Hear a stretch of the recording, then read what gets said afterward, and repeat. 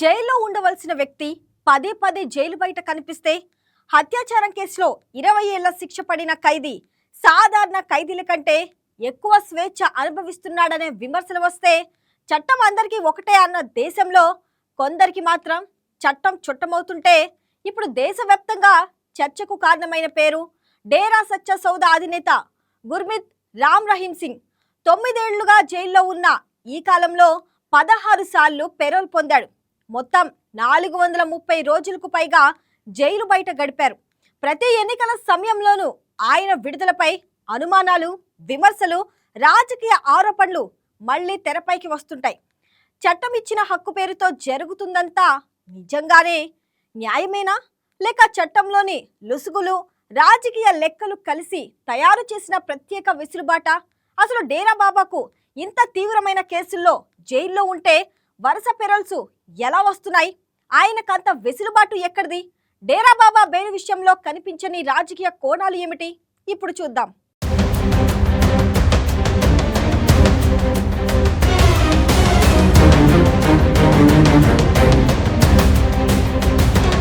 డేరా సచ్చా సౌదా అధినేత డేరా బాబాగా పిలిచే గుర్మిత్ రామ్ రహీం సింగ్ కు హర్యానా ప్రభుత్వం మరోసారి 30 రోజుల పేరోల్ ఇచ్చింది. దీంతో ఆయన మరోసారి రోహ్తక్లోని సునారియా జైలు నుంచి విడుదల అయ్యాడు. ఆయన్ను భారీ భద్రతతో సిర్సాలోని డేరా సచ్చా సౌదా ఆశ్రమానికి తరలించారు.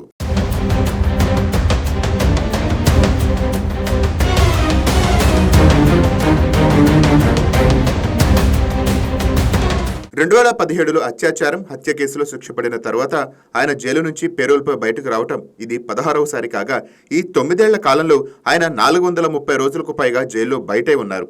డేరా బాబాపై పలు కేసులు ఉన్న ప్రధానంగా 4 కేసులపై విచారణ ఎదుర్కొంటున్నాడు. 2002లో తన ఆశ్రమంలోని 2 సాధ్వులపై అత్యాచారం కేసులో ఆగస్టు 2017లో పంచకుల ప్రత్యేక సిబిఐ కోర్టు ఆయన్ను దోషిగా తేల్చింది. 2 అత్యాచార కేసులకు 10 ఏళ్ల చొప్పున 20 ఏళ్ల జైలు శిక్ష, 30 లక్షల రూపాయల జరిమానా సైతం విధించింది కోర్టు. ప్రస్తుతం ఆయన ఈ కేసులోని రోహ్తక్ జైల్లో శిక్ష అనుభవిస్తున్నాడు.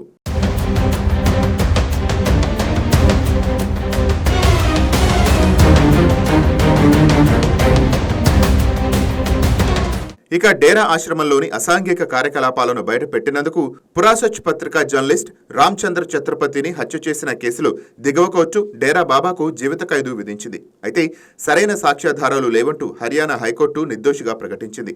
ఇది సాధ్వుల అత్యాచారం లేక బయటకు రావడం వెనుక మేనేజర్ రంజిత్ సింగ్ హస్తం ఉందనే అనుమానంతో అతడిని హత్య చేయించినట్టు కూడా అభియోగాలు ఎదుర్కొంటున్నారు డేరా బాబా.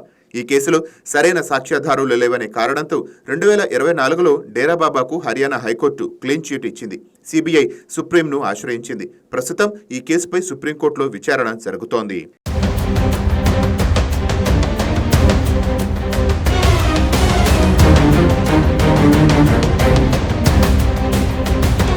ఇవే కాకుండా దేవుడికి దగ్గరవుతారనే నమ్మకంతో ఆశ్రమంలోని 400 మంది పురుష అనుచరులకు బలవంతంగా నపుంసకత్వం శస్త్రచికిత్సలు చేయించారనే కేసు ఇంకా విచారణ దశలోనే ఉంది. ప్రధాన హత్య కేసుల నుంచి నిర్దోషిగా విడుదలైన అత్యాచారం కేసులో 20 ఏళ్ల శిక్ష అమల్లోనే ఉంది. సాధారణంగా అయితే ఇన్ని కేసుల్లో ప్రధానంగా నిందితుడిగా ఉండి అత్యాచారం కేసులో దోషిగా తెలిసిన వ్యక్తిని ఇన్నిసార్లు పెరోల్ రావటం చాలా కష్టం. కానీ 9 ఏళ్లలో 16 సార్లు పెరోల్ ఇవ్వటం దేశవ్యాప్తంగా చర్చకు కారణమైంది. ప్రతిపక్షాలు, ప్రజా సంఘాల నుంచి తీవ్ర విమర్శలకు కారణమైంది కూడా.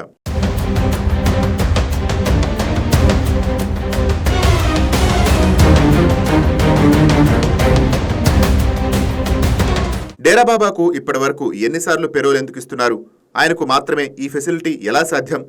2017లో అత్యాచారం కేసులో దోషిగా తేలిన సునారియా జైలుకు వెళ్లినప్పటి నుంచి ఇప్పటి వరకు ఆయనకు మొత్తం 16 సార్లు పెరోల్ మంజూరైంది. తాజాగా మే 26న కూడా డేరా బాబాకు మరో 30 రోజుల పెరోల్ మంజూరు చేయడంతో ఆయన జైలు నుంచి విడుదలై సిర్సాలోని తన ప్రధాన ఆశ్రమానికి చేరుకున్నారు. ఈ 9 ఏళ్ల కాలంలో ఆయన 430 రోజులకు పైగా జైలు బయటే గడిపారు.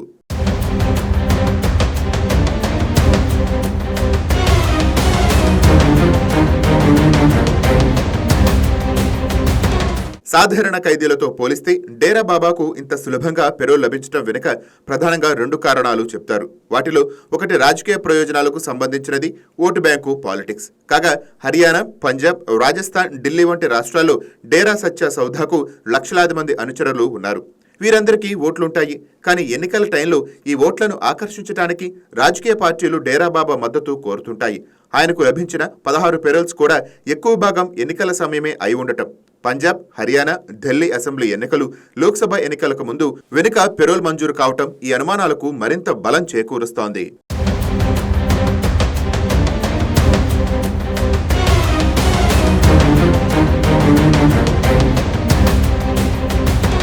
గతంలో ఆయనపై ఉన్న 2 ప్రధాన హత్య కేసుల్లో అంటే జర్నలిస్ట్ రామ్చందర్ ఛత్రపతి, మేనేజర్ రంజిత్ సింగ్ హత్య కేసులో పంజాబ్, హర్యానా హైకోర్టు ఆయన్ను నిర్దోషిగా ప్రకటించింది. ఇందువల్ల ఆయనపై ఉన్న లీగల్ కాంప్లికేషన్స్ కొంత తగ్గి టెక్నికల్ గా పెరోల్ పొందడం సులభం అయ్యింది. ఆయనకు మాత్రమే ఆ ఫెసిలిటీ ఎలా సాధ్యం అని చూస్తే భారత చట్టంలో ఉన్న కొన్ని లొసుగులు, రాష్ట్ర ప్రభుత్వాల విచక్షణాధికారాలు ఆయనకు ఈ సదుపాయాన్ని కల్పిస్తున్నాయి.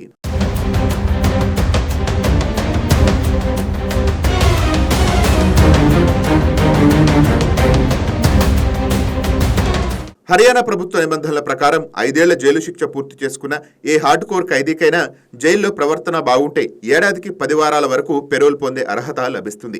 జైలు అధికారులు ఆయన ప్రవర్తన చాలా బాగుందని రిపోర్ట్ ఇవ్వడం ద్వారా ఈ నిబంధనను డేరా బాబా తనకు అనుకూలంగా వాడుకుంటున్నారు. పెరోల్ ఇవ్వాలా వద్దా అనేది పూర్తిగా రాష్ట్ర హోంశాఖ, స్థానిక జిల్లా మెజిస్ట్రేట్ పరిధిలోని అంశం.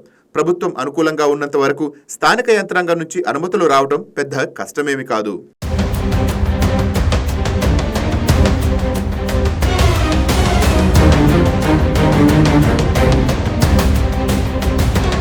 అటు కోర్టులు, ఇటు ప్రభుత్వం ఆయనకు పెరోల్ ఇచ్చేటప్పుడు కొన్ని షరతులు పెడతాయి. రాజకీయ ప్రసంగాలు చేయకూడదు, ఆన్లైన్ సత్సంగాలు నిర్వహించకూడదని అంటారు. ఇక శాంతి భద్రతలకు విఘాతం కలిగించకూడదని కూడా రూల్స్ పెడతారు. ఈ నిబంధనలు పాటిస్తున్నామనే కారణంతో ఆయన లాయర్లు పదే పెరోల్ దరఖాస్తులు చేసుకుని సక్సెస్ అవుతున్నారు. చట్టం ముందు అందరూ సమానమే అని రాజ్యాంగం చెప్తున్నా డేరా బాబా విషయంలో ఇందుకు భిన్నంగా నడుస్తోంది. రాజకీయ ప్రయోజనాల కోసం చట్టంలోని లొసుగులను ఎంతో చాకచక్యంగా వాడుకుంటున్నారనేది ఓపెన్ సీక్రెట్. అందుకే దీన్ని ప్రతిపక్షాలు, సిక్కు సంఘాలు న్యాయాన్ని అపహాస్యం చేయటమే అంటూ తీవ్రంగా విమర్శిస్తుంటాయి.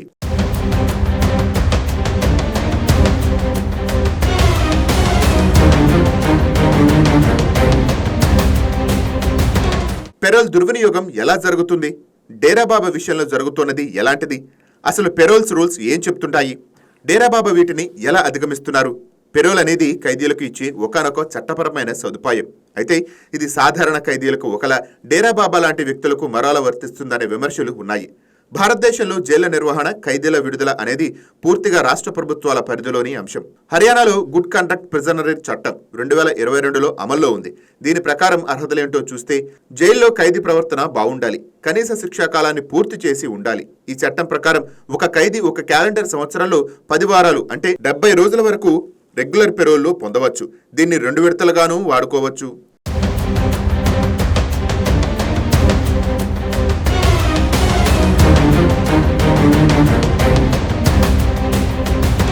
కుటుంబంలో ఎవరికైనా తీవ్ర అనారోగ్యం, వివాహాలు, ఇంటి నిర్మాణం, వ్యవసాయ పనులు చూసుకోవటం వంటి కారణాలపై పెరోల్ ఇస్తారు.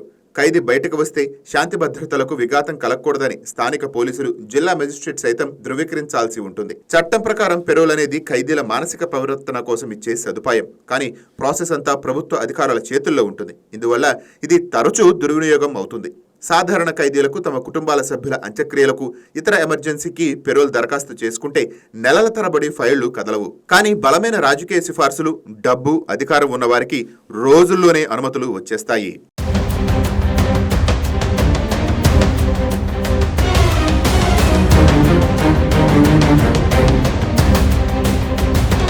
ఎన్నికల సమయంలో ఓటర్లను ప్రభావితం చేయగల నేరగాళ్లను తాత్కాలికంగా బయటకు తీసుకురావడానికి అధికార పార్టీలు జైలు యంత్రాంగంపై ఒత్తిడి తెస్తుంటాయి.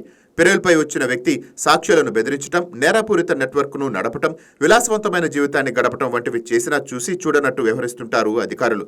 డేరా బాబా అలియాస్ గుర్మిత్ రామ్ రహీం సింగ్ కేసులో పెరోల్స్ ఉల్లంఘించారని చెప్పలేం. కానీ చట్టబద్ధమైన లొసుగులను వాడుకుంటున్నారనే ఆరోపణలు ఉన్నాయి. ఆయన 9 ఏళ్లలో 16 సార్లు బయటకు రావడానికి పలు వ్యూహాలు పనిచేశాయని చెప్పాలి.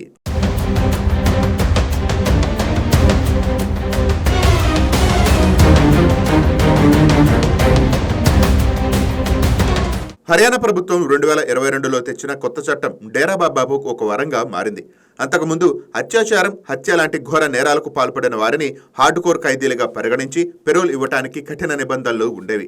కానీ కొత్త చట్టం ప్రకారం 5 ఏళ్ల జైలు శిక్ష పూర్తి చేసుకున్న ఏ ఖైదీ అయినా హార్డ్ కోర్ ఖైదీలతో సహా గుడ్ కండక్ట్ కిందకు వస్తారు. డేరా బాబా 2017 నుంచి జైల్లో ఉండి 5 ఏళ్లు పూర్తి చేసుకోవడంతో టెక్నికల్గా ఆయనకు ప్రతి ఏటా 10 వారాల పెరోల్ పొందే హక్కు లభించింది. డేరా బాబా జైల్లో ఎంతో ప్రశాంతంగా ఉంటారని, తోటి పనిచేస్తారని జైలు అధికారులు ప్రతిసారి గుడ్ కండక్ట్ సర్టిఫికెట్ ఇస్తారు.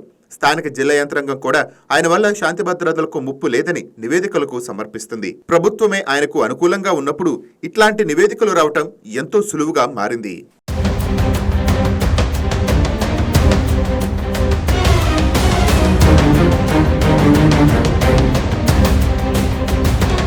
గతంలో ఆయనకు పెరోల్ ఇవ్వటానికి ఆయనపై ఉన్న హత్యా కేసులు సాగ్గా చూపేవారు. కానీ హర్యానా హైకోర్టు ఆయనకు జర్నలిస్టు, మేనేజర్ హత్యల గురించి నిర్దోషిగా ప్రకటించడంతో ప్రస్తుతం ఆయన కేవలం హత్యాచార కేసులోనే శిక్ష అనుభవిస్తున్నారు.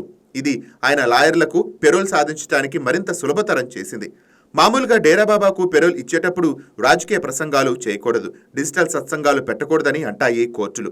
ఆయన నేరుగా మైక్ పట్టుకొని మాట్లాడరు. కానీ ఆయన ఆశ్రమానికి రావటం, అక్కడ అనుచరులను కలవటం ద్వారా తెరవెనుక రాజకీయ సందేశాలు చేరాల్సిన చోటుకు చేరిపోతుంటాయి. ఏ పార్టీకి ఓటు వేయాలనేది అనుచరులకు క్లియర్ కట్ గా తెలిసిపోతుంటాయి. డేరా బాబా విషయంలో చట్టాన్ని ఎక్కడా ఉల్లంఘించలేదు.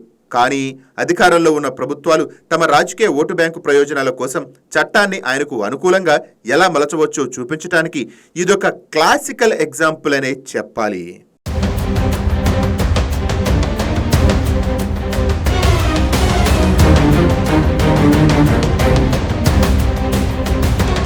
డేరా బాబు కేసు ఒక వ్యక్తి పెరోల్ అంశం మాత్రమే కాదు, భారత న్యాయ వ్యవస్థ, జైలు నిబంధనలు, రాజకీయ ప్రయోజనాల మధ్య నడుస్తున్న సంక్లిష్ట సమీకరణానికి అద్దం పట్టే ఉదాహరణ.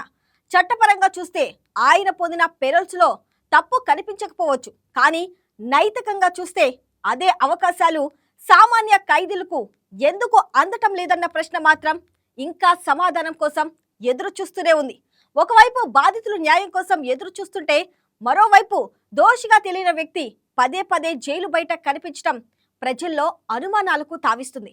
చట్టాన్ని ఉల్లంఘించకుండానే చట్టంలోని లొసుగులను ఎంత చాకచక్యంగా ఉపయోగించుకోవచ్చో చూపించే ఉదాహరణగా డేరా బాబా వ్యవహారం నిలిచిపోయింది.